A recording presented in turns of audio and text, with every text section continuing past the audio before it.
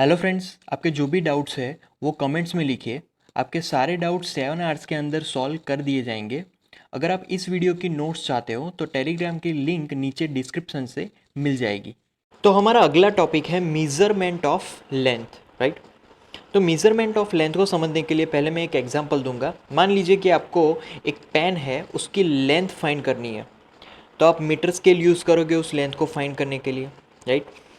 तो metre scale वो कितने छोटे से छोटा डिस्टेंस फाइंड कर सकता है, राइट। अगर मीटर स्केल की बात हो रही है तो मीटर स्केल कहाँ तक फाइंड कर पाएगा, उससे छोटे से छोटा कहाँ तक डिस्टेंस फाइंड हो पाएगा। तो उसकी अगर बात करें तो जो छोटा डिस्टेंस है उसको हम लोग एलसी बोलेंगे, लीस्ट काउंट। मतलब कि लीस्ट काउंट से छोटा डिस्टेंस फाइंड नहीं हो पाएगा मीटर स्केल से। सबसे छोटा डिस्टेंस उसी डिजिट तक फाइंड हो सकता है, राइट। तो मीटर स्केल की जो लीस्ट काउंट है वो होगी यहाँ पर 0.1 सेंटीमीटर। उससे कम मीटर स्केल फाइंड नहीं कर पाएगा, ये उसकी इतनी लिमिट आ चुकी है, राइट। तो मान लीजिए कि आपकी जो पेन है वो है 12.2 सेंटीमीटर।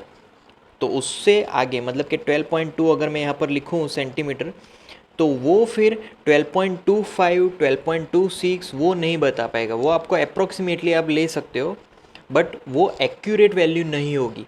एक्यूरेट वैल्यू कहाँ तक है, तो पॉइंट के पीछे सिर्फ 1 डिजिट तक ही एक्यूरेट वैल्यू मिलेगी मीटर स्केल के यूसेज से, ओके।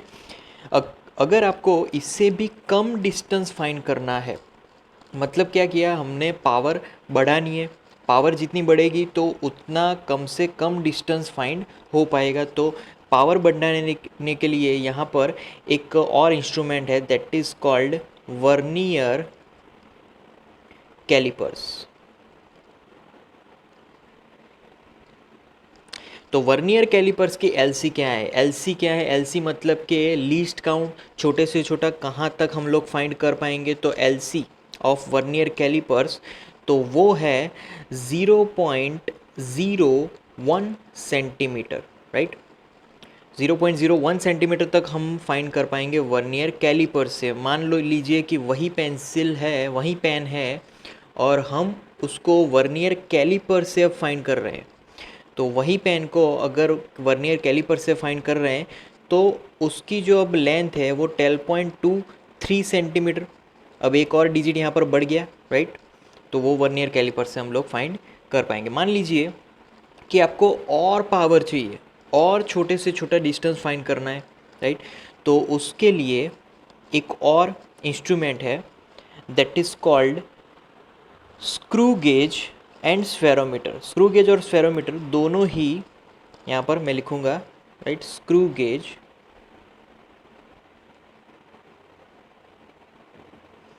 And spherometer, right.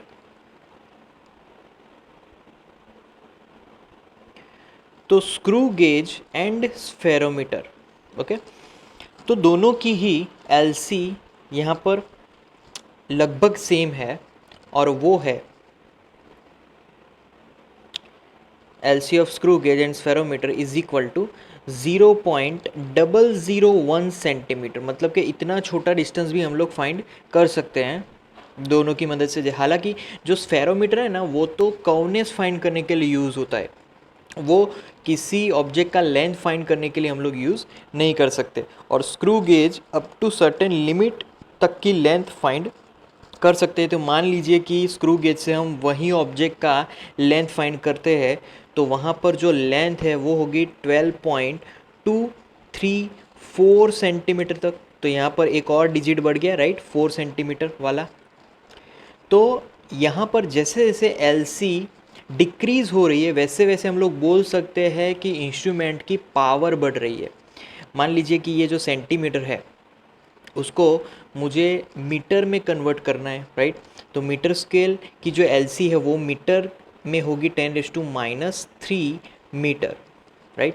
फिर बात करते हैं वर्नियर कैलिपर्स की एलसी मीटर में, तो वो होगी 10⁻⁴ मीटर। और फिर स्क्रू गेज और स्फेरोमीटर की जो एलसी होगी वो होगी मीटर में 10⁻⁴ -5 मीटर, राइट। तो ये सेंटीमीटर में भी वैल्यू मिल गई, मीटर में भी मिल गई, यहाँ पर भी सेंटीमीटर मीटर और यहाँ पर भी सेंटीमीटर और मीटर में एलसी की यहाँ पर वैल्यू लिख ली है। तो ऐसे होगा मेजरमेंट ऑफ लेंथ। उसके बाद है measurement of large distances, right. Large distance का मेजरमेंट, लार्ज डिस्टेंस मतलब कैसे डिस्टेंस, मतलब कि जो बड़े लार्ज है, राइट, जो लार्ज के हिसाब से मतलब कि प्लैनेट टू प्लैनेट का distance, planet to stars, right, ये सारे डिस्टेंसेस। तो उसके लिए एक मेथड है जिसको हम लोग बोलेंगे पैरेलैक्स मेथड। तो पैरेलैक्स मेथड को हम लोग पहले समझते हैं कि एक्चुअली ये मेथड क्या है, पैरेलैक्स किस वजह से मिलता है। तो पहले तो मैं यहाँ पर उसका एग्जांपल से समझेंगे हम लोग पैरेलैक्स को, राइट। मान लीजिए कि आपने एक ऑब्जेक्ट लिया, जैसे कि आपके पास एक पेन है, आप अपनी आँखों के सामने लगभग 5 सेंटीमीटर के डिस्टेंस पर उस पेन को रखें और फिर अपनी जो लेफ़्ट है आई है उससे उसको ऑब्ज़र्व करें, तब राइट आई आपको क्लोज़ कर देनी है, राइट। ऑब्ज़र्व करने के बाद फिर से राइट आई से उसको ऑब्ज़र्व करना है, तब लेफ़्ट आई को क्लोज़ कर देनी है। तो जब कभी भी आप जो जो आईज़ है जब शिफ्ट करेंगे, राइट, तब आपको वो जो ऑब्जेक्ट है, पेन है, वो भी शिफ्ट होती हुई दिखेगी।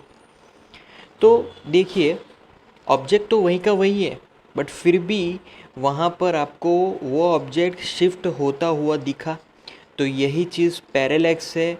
क्यों मिली, क्यों ये एरर मिलने वाली है, क्योंकि यहाँ पर आपकी जो दोनों आँखें हैं उन दोनों आँखों के बीच कुछ डिस्टेंस है, उस डिस्टेंस की वजह से वो हमें पैरेलैक्स मिलता है, राइट। बट यही चीज़ अगर आप दूर के कोई ऑब्जेक्ट के लिए करेंगे जो आपके डिस्टेंस के आपसे लगभग 10 मीटर टू 15 मीटर दूर पे है, तो तब वो चीज़ आपको उतना ऑब्जर्व नहीं करेगी, वहाँ पर पैरेलैक्स रिमूव हो चुका होता है, राइट। तो सिमिलरली यहाँ पर एक कॉन्सेप्ट हम लोग पढ़ चुके, उससे हम लोग डिस्टेंस फाइंड करने के फॉर्मूला डिराइव करने वाले। ओके, मान लीजिए कि एक पर्टिकुलर यहाँ पर मैं ले लेता हूँ, एक प्लेनेट है, राइट। मान लीजिए कि अर्थ ही है हमारा और यहाँ पर हमारा सन की एक सरफेस है। ओके, अब यहाँ पर मैं एक डायमीटर ड्रॉ करता हूँ और डायमेट्रिकल पॉइंट से सन के एक प्लेस पर उसको कनेक्ट कर देता हूँ, दूसरे डायमेट्रिकल पॉइंट से सन के उसी पॉइंट पर कनेक्ट कर देता हूँ, राइट। सो ऐसे एक कनेक्शन बन जाएगा, राइट। अब यहाँ पर एक एंगल बनेगा विच इज़ थीटा एंगल, एक एंगल बनेगा यहाँ पर, राइट। उसको हम लोग थीटा नाम दे देते हैं। अब दूसरी चीज़ कि यहाँ पर हम लोग ए पॉइंट नाम दे देते हैं और यहाँ पर ये है बी। ओके, और यहाँ पर जिस पॉइंट पे वो इंटरसेक्ट हो रहे हैं वहाँ पर हम लोग बोल देते हैं वो है ओ पॉइंट। ओके, अब यहाँ पर जो दूर डिस्टेंस होने के कारण जो ओ ए है that is equal to O B. O A और ओ बी सेम होंगे क्योंकि डिस्टेंस बहुत ही ज़्यादा है, तो वो लगभग सेम होने वाले हैं। अब ओ ए और ओ बी दोनों को के ही डिस्टेंस को हम लोग कैपिटल डी एज्यूम कर लेते हैं। मान लीजिए कि ये कैपिटल डी है, ये भी कैपिटल डी है, राइट। उसके बाद यहाँ पर डायमीटर जो है अर्थ का, उसको मैं यहाँ पर बी एज्यूम कर लेता हूँ कि वो डायमीटर बी है, मतलब कि a B is equal to small b. Okay, theta तो हमें पता ही है, एंगल है। अब आप लोग पढ़ चुके हैं कि यहाँ पर जो थीटा है, राइट, जो थीटा एंगल है, angle is equal to simple formula है वो है आर्क अपॉन रेडियस। ये फॉर्मूला आप पढ़ चुके हो, राइट। तो यहाँ पर उसी फॉर्मूला को अगर मैं फॉलो करूँ तो उसके हिसाब से एंगल क्या है, थीटा, आर्क मतलब कि ए बी, रेडियस मतलब कि ओ ए या फिर ओ बी, आप कोई भी लिख सकते हो। तो मैं यहाँ पर लिख रहा हूँ ओ ए, राइट। अब यहाँ पर सारी वैल्यूज़ को रख दें तो थीटा एज इट इज़ रहेगा, ए बी क्या है, ए बी है वो है small b, right, upon O A कितना है, तो वो है कैपिटल डी। तो ये एक फॉर्मूला बन गई। अब मान लीजिए कि मुझे ये डिस्टेंस फाइंड करना है कैपिटल डी वाला, तो उसको सब्जेक्ट बना दो। तो डी को सब्जेक्ट अगर बना दूँ तो D is equal to B upon theta मिलेगा। तो ये एक फॉर्मूला हमने यहाँ पर डिराइव की जिससे कि हम लोग लार्ज डिस्टेंसेस फाइंड कर पाए। तो मान लीजिए कि मेरे पास डायमीटर है बी, राइट, ये बी वाला टर्म है और थीटा वाला टर्म है। तो हम दोनों ही नोन टर्म की वजह से एक अननोन टर्म जो कि कैपिटल डी है वो फाइंड कर पाएंगे इजीली, राइट। अब एनसीईआरटी टेक्स्ट बुक में एक और फॉर्मूला यहाँ पर डिराइव की है, बट वो फॉर्मूला भी इसी कॉन्सेप्ट से आई है, बट वहाँ पर सिर्फ उन लोगों ने एक टर्म चेंज किया है जो कि अल्फ़ा है। अल्फ़ा और कुछ नहीं, आप थीटा यहाँ पर ले सकते हैं, यहाँ पर कंफ्यूजन क्रिएट मत करना है, यहाँ पर अल्फ़ा वही थीटा है। बट यहाँ पर मैं एक चीज़ बोलूँगा कि यहाँ पर एनसीईआरटी में क्यों अल्फ़ा लिया है और आगे की जो इक्वेशन है वहाँ पर क्यों थीटा है वो हम लोग समझते हैं। तो अल्फ़ा, जैसे कि यहाँ पर ये थीटा था, राइट, यहाँ पर ये अल्फ़ा है, तो अल्फ़ा इज इक्वल टू, यहाँ पर बी की जगह पर सिर्फ डी सिंबल लिया है, बाकी टर्म वही की वही है, वही डायमीटर रहने वाला है, अपॉन कैपिटल डी तो एज इट इज़ ही है, राइट।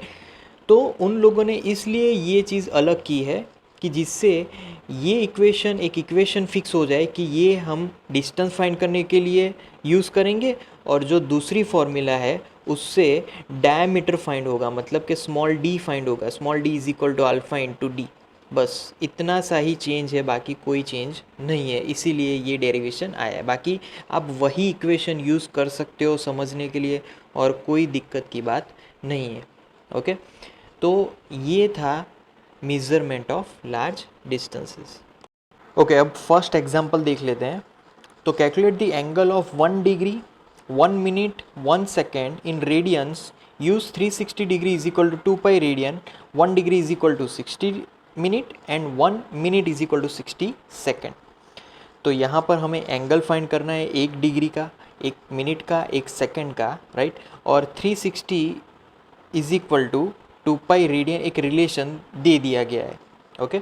तो पहले हम लोग फाइंड करेंगे 1 डिग्री के अकॉर्डिंग, 1 डिग्री फाइंड करेंगे। तो 1 डिग्री, राइट, तो 1 डिग्री इज इक्वल टू क्या होगा। तो पहले तो मैं ये रिलेशन देखूंगा 360 इज इक्वल टू 2 पाई जो कि दिया गया है, 360 इज इक्वल टू 2 पाई। अब ये 360 डिग्री है, अब मुझे यहाँ पर वैल्यू फाइंड करनी है 1 डिग्री के अकॉर्डिंग। तो 360 को राइट हैंड साइड नीचे ले जाऊँ तो 1 डिग्री आ जाएगी लेफ्ट हैंड साइड, तो 1 degree is equal to 2 pi upon 360, simple. तो 218 जा मतलब कि 180 आ जाएगा। तो यहाँ पर ये चीज़ हमें क्या मिली, 1 degree is equal to pi upon 180। अब यहाँ पर राइट हैंड साइड तो रेडियन है ही, तो यहाँ पर भी रेडियन आ जाएगा और यहाँ पर भी रेडियन आ जाएगा। तो ये कन्वर्जन हो चुका है 1 डिग्री टू रेडियन का। अब और कुछ नहीं करना है, हमें सिर्फ कैलकुलेशन करना है। पाई की वैल्यू आप जानते हो 227, राइट, 3.14 अप्रोक्सीमेटली वो वैल्यू होगी। तो आफ्टर कैलकुलेशन हमें आंसर मिलने वाला है 1.745 इंटू 10⁻² रेडियन, राइट। तो ये 1 डिग्री का रेडियन में कन्वर्जन हो चुका है। उसके बाद क्या है, 1 मिनट है, राइट। तो 1 मिनट को कन्वर्ट करेंगे अब।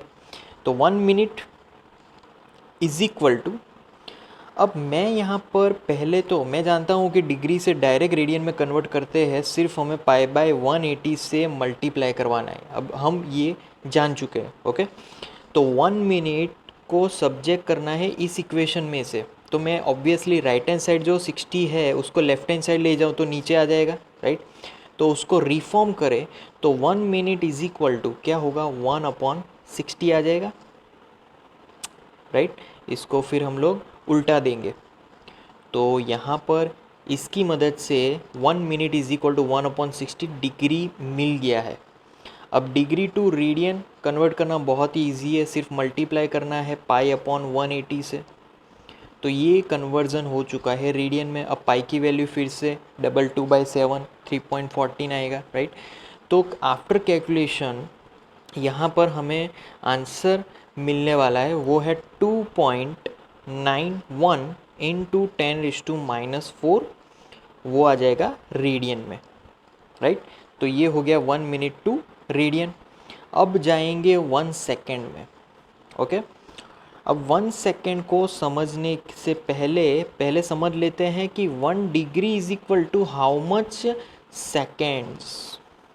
तो मान लीजिए 1 degree is equal to 60 minute और 1 minute is equal to 60 second, तो 60 मिनट तो है ही, और मिनट को कन्वर्ट करने के लिए, सेकेंड में कन्वर्ट करने के लिए वापस 60 से मल्टीप्लाई करवाना होगा। तो 60 इंटू 60 3600 आएगा।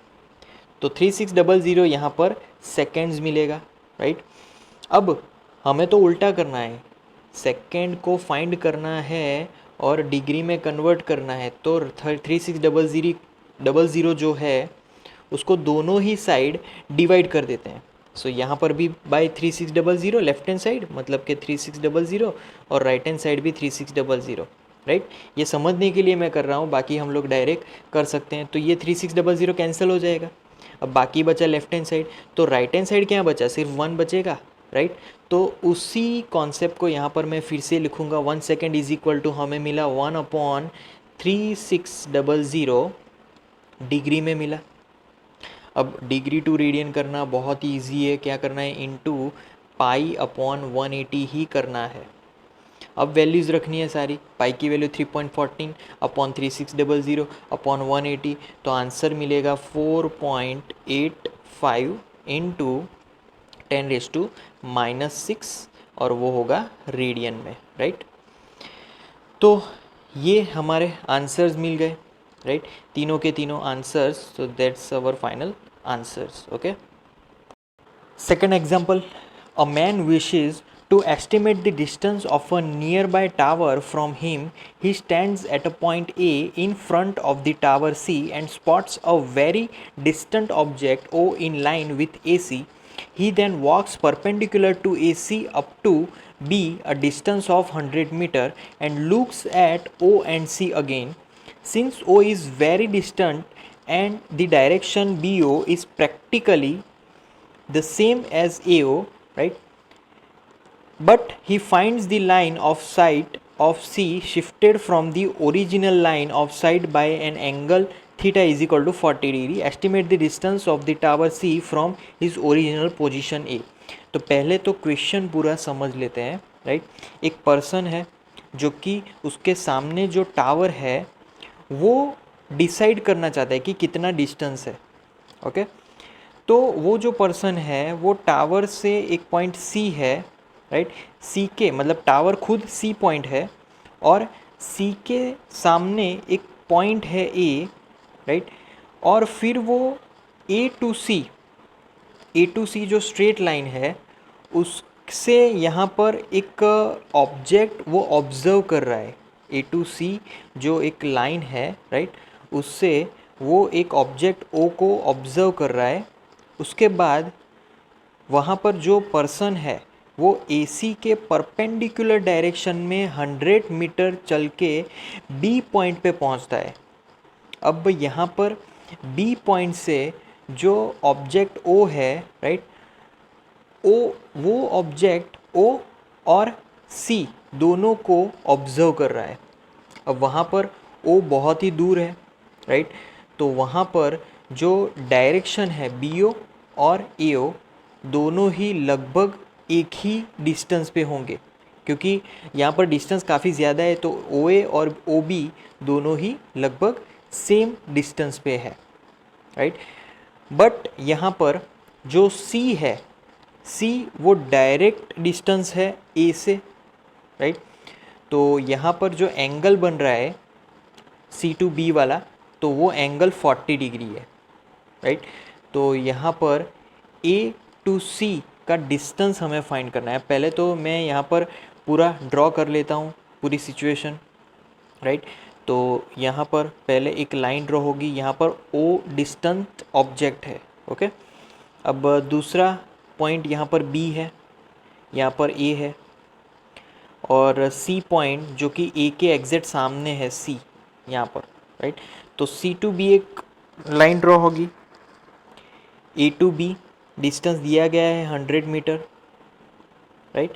तो वो होगा 100 मीटर, और बी से भी वो ऑब्जर्व होता है ओ पॉइंट को, तो ये एंगल थीटा है, ये एंगल भी थीटा है, राइट। तो ये सिचुएशन हमने रिड्रॉ कर ली, ओके। अब हमें क्या फाइंड करना है, यहाँ पर सिंपली ए सी फाइंड करना है, क्वेश्चन में यही चीज़ दी गई है, तो ए सी को हम लोग फाइंड करेंगे। तो सिंपली आप लोग पढ़ चुके हो टेन थीटा फॉर्मूला, सो जो हमने फिगर ड्रॉ की उसके ऊपर से ट्राइंगल ए बी सी में, राइट, एक राइट एंगल ट्राइंगल बन रहा है यहाँ पर, तो राइट एंगल ट्राइंगल, तो यहाँ पर ट्रीगो हम लोग अप्लाई कर सकते हैं। तो ट्राइंगल ए बी सी में tan theta is equal to opposite, opposite क्या है ए बी, अपॉन एडजेसेंट क्या है ए सी, राइट। अब यहाँ पर ए सी को हमें सब्जेक्ट बनाना है, तो ए सी को सब्जेक्ट बनाएंगे, A C is equal to A B upon tan theta, simple, right. तो A C is equal to A B कितना है, वो है 100, तो यहाँ पर A C is equal to A B 100 upon tan theta, तो 1040। अब यहाँ पर 1040 डिग्री, देखिए 1040 डिग्री, तो आपको नेचुरल टेंजेंट के टेबल में जाना है। नेचुरल टेंजेंट का टेबल आपको एग्ज़ाम में एक बुक देंगे, वहाँ से आपको वो टेंजेंट में 1040 डिग्री पे देखना है, राइट। तो A C is equal to 100 upon 1040, 1040 की वैल्यू आप टेबल में से जान पाओगे, वो होगी 0.8391, राइट। तो 100 अपॉन 0.8391 ये आपको सिंपली कैलकुलेट करनी है। तो हमारा जो आंसर होगा वो होगा answer A C is equal to 119 metre. So this is our final answer, और वो होगा ए टू सी का डिस्टेंस 119 मीटर। उसके बाद नेक्स्ट एग्जांपल में, the moon is observe from two diametrical opposite points A and B on earth, the angle theta subtended at the moon by the two directions of observation is 1 degree 54 minute. Given the diameter of the earth to be about 1.276 into 10 raised to 7 meter, compute the distance of the moon from the earth. तो पहले question समझ लेते हैं, right. यहाँ पर पहले तो अर्थ की बात हो रही है, तो अर्थ की बात कर लेते हैं। अब अर्थ का यहाँ पर दो डायमेट्रिकल पॉइंट है, तो दो डायमेट्रिकल पॉइंट ए और बी, वो हम लोग ड्रॉ कर लेते हैं, ए and B.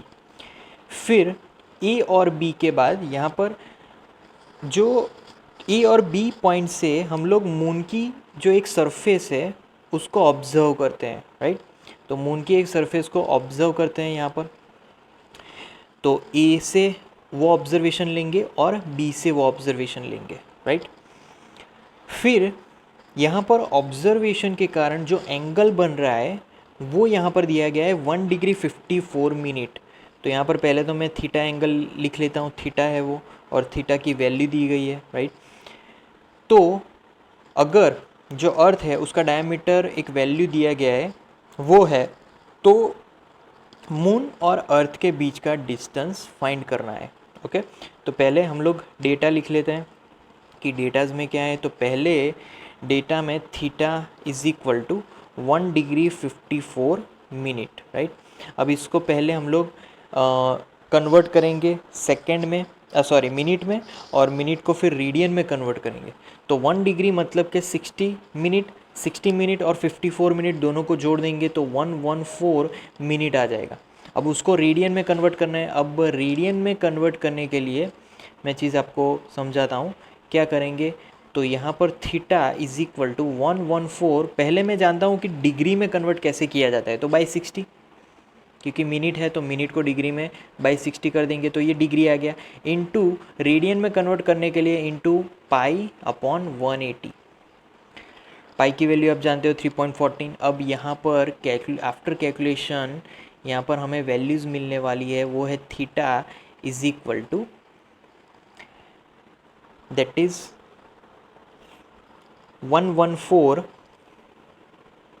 Into 2.91 into 10⁻⁴ radian, right, वो हमें थीटा मिलने वाला है। ओके, अब दूसरी जो वैल्यू दी गई है वो है डायमीटर।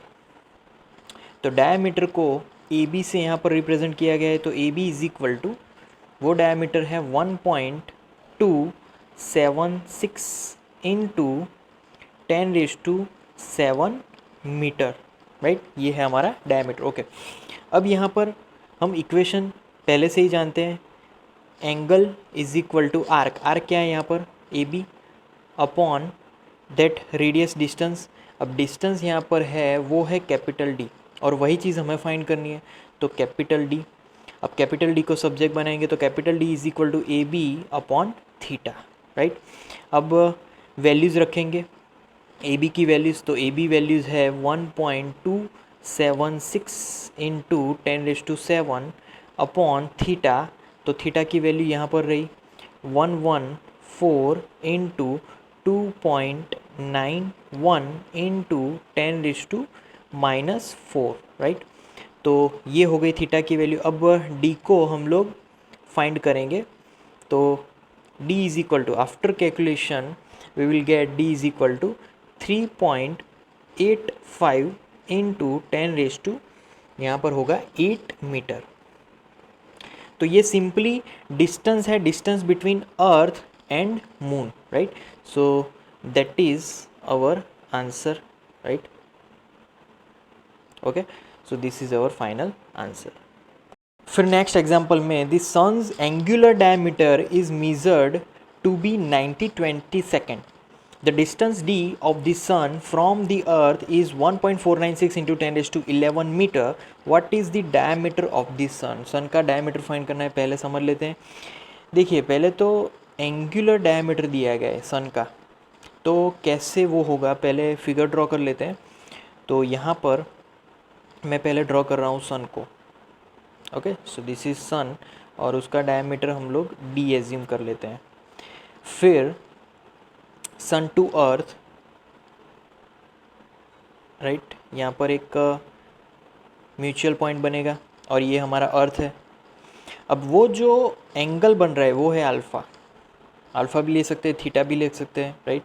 और यहाँ पर सन टू अर्थ का जो डिस्टेंस है वो है कैपिटल डी, दोनों ही डिस्टेंस सेम होंगे, राइट। तो सिंपल कैपिटल डी यहाँ पर दिया गया है, सन टू अर्थ डिस्टेंस ये रहा, तो कैपिटल डी मैं यहाँ पर लिख लेता हूँ, डी इज इक्वल टू 1.496 इंटू 10⁻11 मीटर। और दूसरी चीज़ हमें दी गई है अल्फ़ा, अल्फ़ा, तो उसकी वैल्यू हम लोग लिख लेते हैं, alpha is equal to 90/20 second. अब 90/20 सेकेंड को हम लोग रेडियन में कन्वर्ट करेंगे, तो देखिए एक चीज़, पहले तो सेकेंड को डिग्री में कन्वर्ट करने के लिए मैं बाय 3600 हमने पहले देखा था, ये हो गया डिग्री में कन्वर्जन। तो मैं यहाँ पर डिग्री लिख सकता हूँ, अभी डिग्री लिख ली, इनटू डिग्री टू रेडियन हमें पता है सिर्फ पाई अपॉन 180 कर देना है, ये हो गया रेडियन में, राइट। तो ये कंप्लीट अल्फ़ा रेडी हो गया। अब यहाँ पर वैल्यूज़ रखेंगे, फार्मूलाज रखेंगे। पहले फार्मूला रखेंगे तो alpha angle is equal to arc, मतलब के small D upon capital D, right. अब यहाँ पर वैल्यूज़ रखेंगे तो अल्फ़ा इज इक्वल टू, जो स्मॉल डी है, एक्चुअली हमें यहाँ पर फाइंड करना है सन का डायमीटर, तो उसको सब्जेक्ट बनाना पड़ेगा, राइट। तो उसको सब्जेक्ट बना देते हैं यहाँ पर, सॉरी गलती से मिट गया, यहाँ पर कैपिटल डी आएगा, तो हमें यहाँ पर डी को सब्जेक्ट बनाना है, सिंपल। तो D is equal to alpha into capital D आ जाएगा, राइट। अब मल्टीप्लिकेशन, तो अल्फ़ा की सारी कैलकुलेशन यहाँ पर 90/20 upon 3600 into pi upon 180 into capital D वो है 1.496 इंटू क्या होगा 10⁻11, राइट।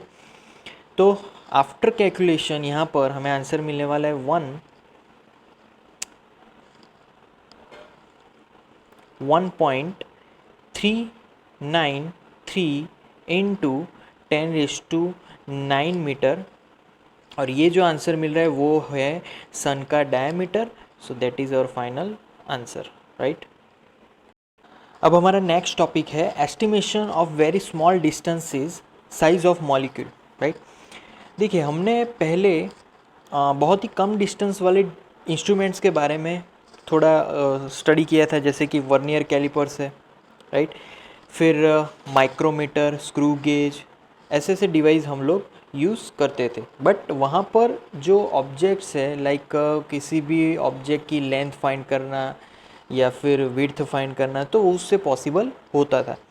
बट मान लीजिए कि इतने बड़े ऑब्जेक्ट भी नहीं, अब बहुत ही छोटे ऑब्जेक्ट है जो हम लोग देख भी नहीं पाते हैं, राइट।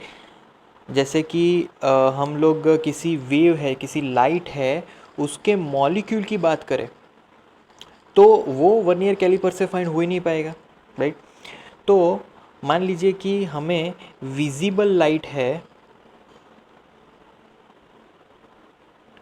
जिसकी वेवलेंथ होती है 4000 एंगस्ट्रॉम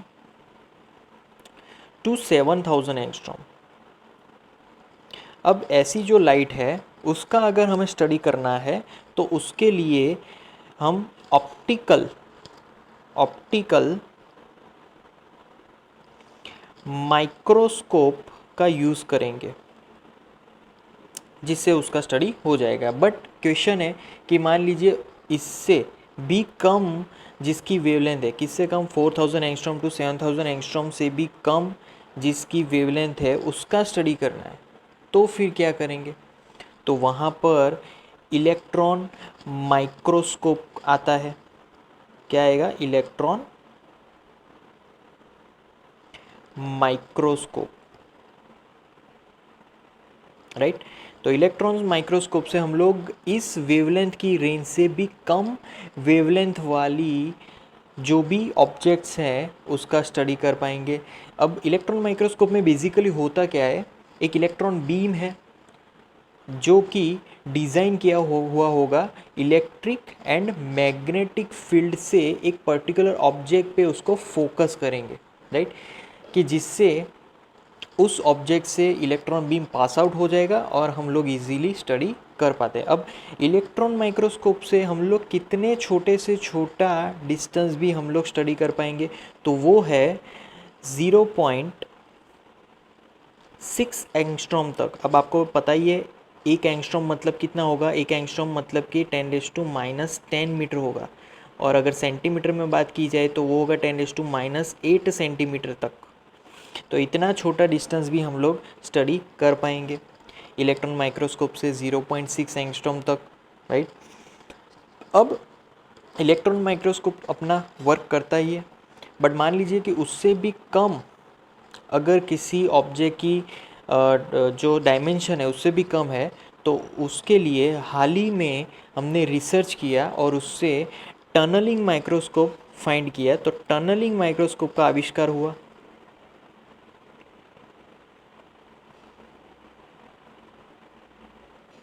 राइट। तो जो नैनो टेक्नोलॉजी है, नैनो टेक्नोलॉजी को डेवलप करने के लिए टनलिंग माइक्रोस्कोप बहुत ही अच्छा डिवाइस है, राइट। तो लगभग मॉलिक्यूल साइज़, एटॉमिक साइज़, उससे मतलब टनलिंग माइक्रोस्कोप से हम लोग एटॉमिक और मॉलिक्यूलर साइज़ वाले जो भी पार्टिकल्स है उसका हम लोग स्टडी कर सकते हैं। ओके, अब यहाँ पर हमें अगर एस्टिमेशन लेना है बहुत ही छोटे डिस्टेंसेस का, तो यहाँ पर एक मेथड है कि जिससे हम लोग वो चीज़ फाइंड कर सकते हैं, और यहाँ पर उस मेथड का नाम है दैट इज़ ऑलिक एसिड। उसको हम लोग बोलेंगे ऑलिक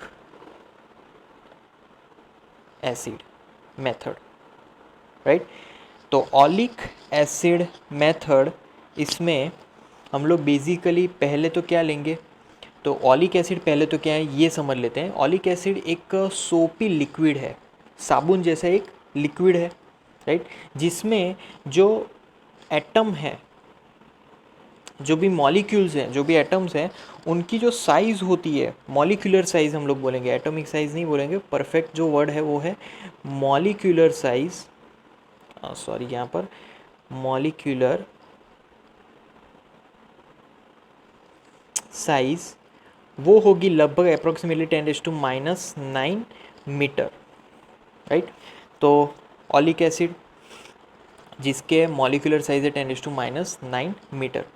अब यहाँ पर क्या करेंगे इस कॉन्सेप्ट में, ओलिक एसिड मेथड में, तो हमें यहाँ पर एक जो वाटर सरफेस है उस पर ओलिक एसिड का लगभग 1 सेंटीमीटर क्यूब जितना जो लिक्विड है वो अल्कोहल में मिक्स करना है। अब अल्कोहल हमने कितना लिया, तो पहले तो जो 1 सेंटीमीटर क्यूब है उसकी बात कर लेते हैं। 1 centimetre cube oleic acid,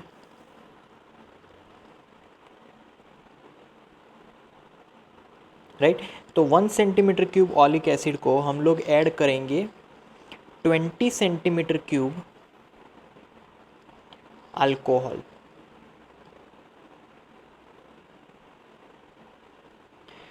20 centimetre cube alcohol और 1 सेंटीमीटर को ओलिक एसिड दोनों ऐड हो गए। अब एक मिक्सचर बना, उसमें से ये जो मिक्सचर बना ना, हमने जो मिक्सचर बनाया उसमें से, मतलब ये मिक्सर में से हम लोग 1 सेंटीमीटर क्यूब निकालेंगे। अब 1 सेंटीमीटर क्यूब को फिर से 20 सेंटीमीटर क्यूब वाले नए अल्कोहल सॉल्यूशन में हमें ऐड करना है, राइट। अल्कोहल सॉल्यूशन में ऐड कर देना है, राइट। तो हमने ऐड कर दिया।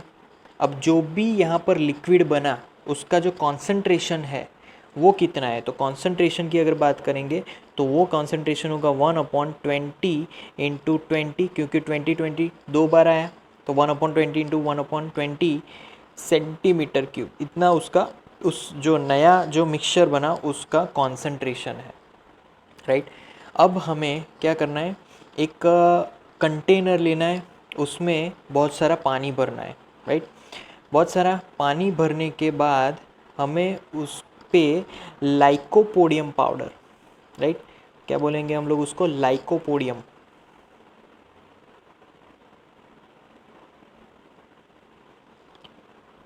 पाउडर हम लोग ऐसे स्प्रिंकल करेंगे, राइट। तो वहाँ पर जो पानी है उस पर हमने लाइकोपोडियम पाउडर रख दिया, राइट। अब यहाँ पर जो ओलिक एसिड हमने जो मिक्सचर बनाया था, ये वाला मिक्सचर, उसका जो एक ड्रॉप है, उस एक ड्रॉप को हम लोग उस लाइकोपोडियम पाउडर वाले जो मिक्सचर है पानी वाला उसमें रखेंगे। तो जैसे ही रखेंगे तो वहाँ पर एक लेयर बन जाएगी, लगभग वो जो लेयर है वो सर्कुलरली स्प्रेड हो जाएगी ऐसे कंटेनर में, राइट। तो वो जो लेयर बनी वो लेयर लगभग मॉलिक्यूलर जो थिकनेस होगी उतनी ही थिकनेस वाला बनेगा, राइट। अब यहाँ पर हमें कैलकुलेशन करनी है कि वो थिकनेस कितनी होगी, right.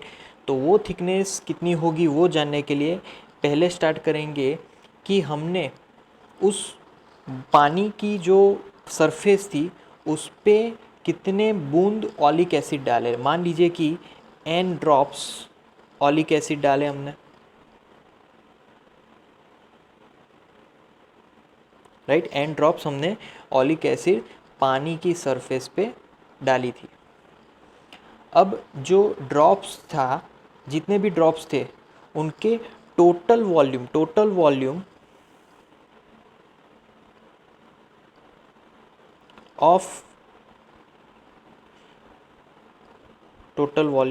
Of drops is equal to v centimetre cube हम लोग एज्यूम कर लेते हैं, राइट। ओके, अब यहाँ पर जो टोटल n ड्रॉप्स है उनका यहाँ पर वॉल्यूम यहाँ पर फाइंड करेंगे। n ड्रॉप्स वॉल्यूम, तो total n drops volume is equal to small n into capital V, right, centimetre cube, right. तो ये n इंटू वी आ जाएगा। अब यहाँ पर जो भी सॉल्यूशन है उसमें ओलिक एसिड का कितना वॉल्यूम है, तो oleic acid volume is equal to oleic acid volume, तो यहाँ पर n into V total volume into concentration,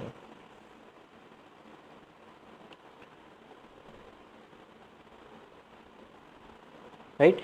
तो कितना होगा यहाँ पर, तो यहाँ पर बेसिकली, तो यहाँ पर वैल्यूज़ अगर रखें तो is equal to N V into concentration, concentration आएगा 1/20 इंटू 20 सेंटीमीटर क्यूब, राइट। तो इसको अगर कैलकुलेट करें तो यहाँ पर n इंटू वी, राइट। तो अगर ये चीज़ हम पर वॉल्यूम फाइंड करें, मतलब कि ये ऑलिक एसिड का पूरा वॉल्यूम था, बट ऑलिक एसिड पर वॉल्यूम, तो मैं लेफ्ट हैंड साइड यहाँ पर लिखूंगा ऑलिक एसिड, राइट, पर वॉल्यूम,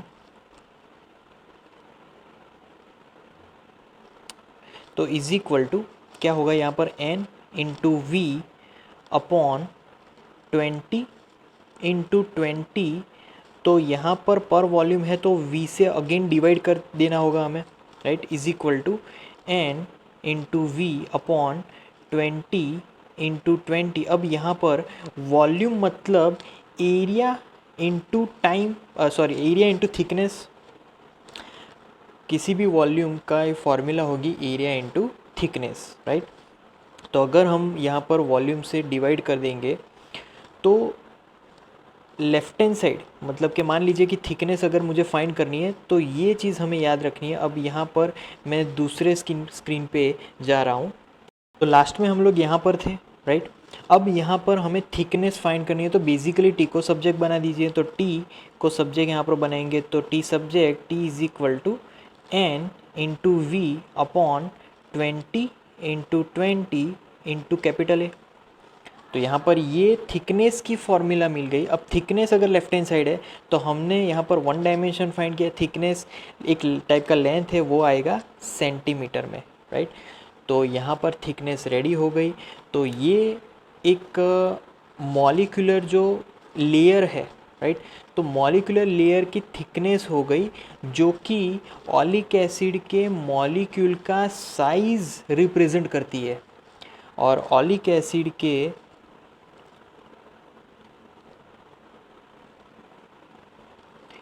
मॉलिक्यूलर साइज वो है 10⁻⁹ मीटर, राइट। तो ये ऑलिक एसिड का मॉलिक्यूलर साइज होगा।